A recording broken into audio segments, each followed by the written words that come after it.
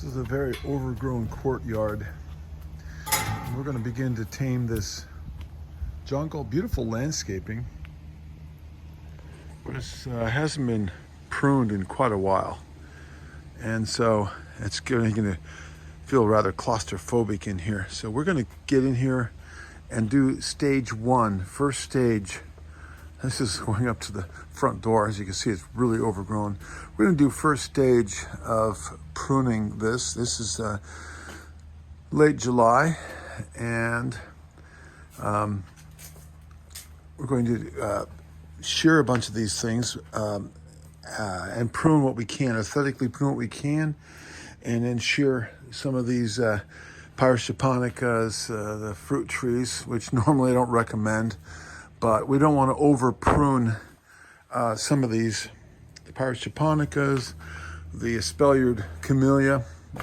We're going to wait until the late winter, early spring to do that. Camellia, the rhododendron, and another Andromeda or Pyrus japonica.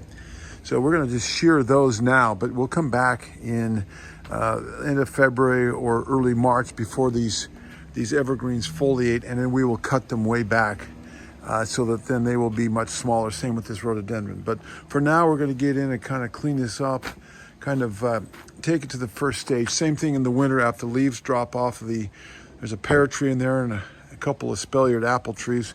We're going to just kind of shear them so they're not, normally we don't prune apple trees that way, but we're just going to shear some of the water sprouts so that it's not quite so unsightly. And then we'll get back in this winter after the leaves drop, and we will prune them properly. Okay? So this is the before, and we'll show you the after shortly.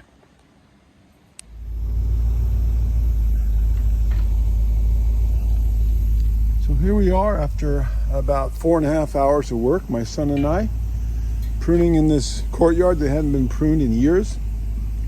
So God made the Garden of Eden in one day.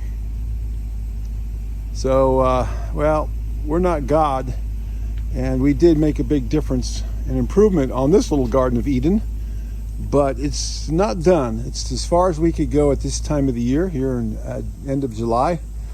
We'll come back later and do some more pruning in the winter, but definitely it doesn't feel so claustrophobic as we look around here. This is what 4.5 hours can do. So some of these plants we sheared, but we're going to come back later, like the Andromeda, the Pyrus japonica, and we're going, both of these that are up against the house, we're going to make them a lot smaller, but we'll do that this winter. Pruned out the lace leaf maple, and also this hedged camellia, which used to be an espalier. We're going to come back and thin it out in the winter, late winter, early spring, and thin it out and get it back up against the side of the house. Here's a pear tree that way, again, we sheared. It's not the proper way to prune a pear tree. Same with the fruit, the espaliered apple trees, but when they lose their leaves, then we'll come back and we will prune them properly, shape it, thin it, all of that.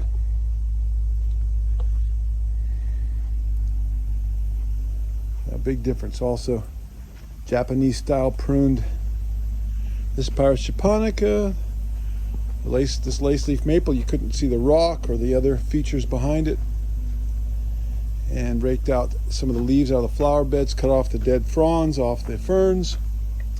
A little bit of pruning and shaping on that very, very scraggly rhododendron. Also did a little work on this upright Japanese maple.